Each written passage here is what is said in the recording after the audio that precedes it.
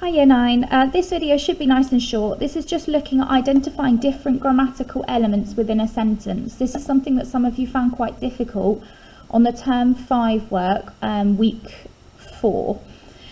So this is just task 1. We're identifying a verb, a noun, adverb and adjective. So I've given you what each one is and we're just going to go through those one by one. I'm going to start with the noun because that's probably the easiest. That's a person, a place or an object, and I put a little star there to show that I'm going to identify this in green. So this is any item in the sentence. So familia, that is person, place, object, that's a thing, yeah? Desayunamos cereales, cereal is an object. Con leche, milk is an object. Okay, this should be under familia, sorry. For B, comimos pollo. Pollo is chicken, that's an object. Porque es sano, pero desgraciadamente no comimos patatas fritas. That is another object, that is chips. Generalmente cenamos espaguetis. Espaguetis is an object, that's spaghetti. Pero ayer cené una ensalada. Again, that's another object, salad. De postre, postre is dessert, so that's a thing. Tomé un helado, ice cream. Tristemente no comí chocolate. Chocolate obviously is an object.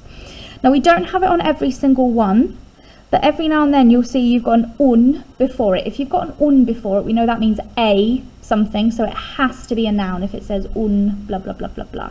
We've got una ensalada sana there as well. So if you have una, we know it's got to be a noun. So that's our items. The other ones that you found slightly easier were the adjectives. So these are our describing words. So I'm going to do those in purple. Normalmente en familia desayuno con leche fría. Fría is cold and it comes after the noun. Okay, it's after the thing that it's describing. Comimos pollo porque es sano. We know that es means it is, so this is going to be a describing word after it. It is healthy. Pero desgraciadamente no comimos patatas fritas. Now technically, you could have fritas as an adjective. It does mean fried. So fried potatoes, that would be okay if you had that as an adjective, or if you have the whole thing as a noun, that's also fine.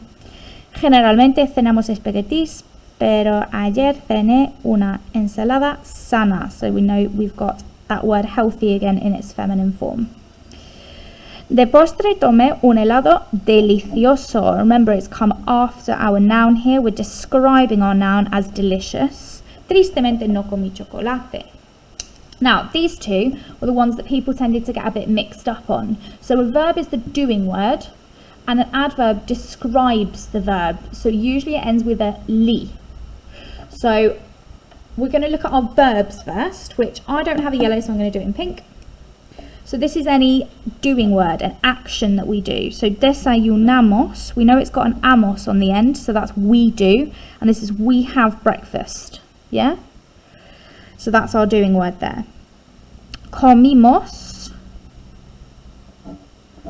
Imos is our preterite tense, so it's we ate. Pollo porque es, okay, it is, that's a verb. Sano, pero desgraciadamente, and we've got comimos, again, we didn't eat patatas fritas. Generalmente cenamos, okay, again we've got an amos there, so we have dinner, or we have spaghetti for dinner. Ayer cené, again we've got the same sten here, we've got that cen, different ending, this is our preterite tense ending, but we know that it's a verb because we've got that start there, cen for have dinner. I had a salad for dinner. De postre tomé, this is from our verb tomar, and again we've got that e with an accent, so I had un helado delicioso. Tristemente no comí, this is from comer, and this is our past tense ending, I ate. Okay, so you may not be able to translate all of those verbs, but hopefully you can recognize the stem. So we've got com for comer, tom for tomar, desayun for desayunar. So all of those are our actions. And our adverbs are our li words. So like normally, quickly, slowly, happily, sadly.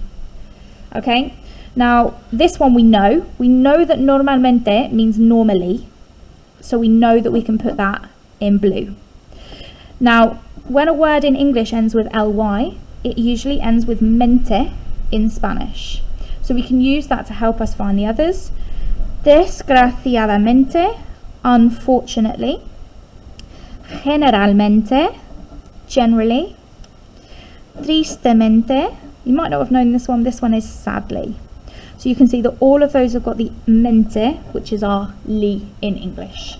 So hopefully that's helpful with recognising different parts of a sentence, because you can also use this technique when you're trying to do a translation into English.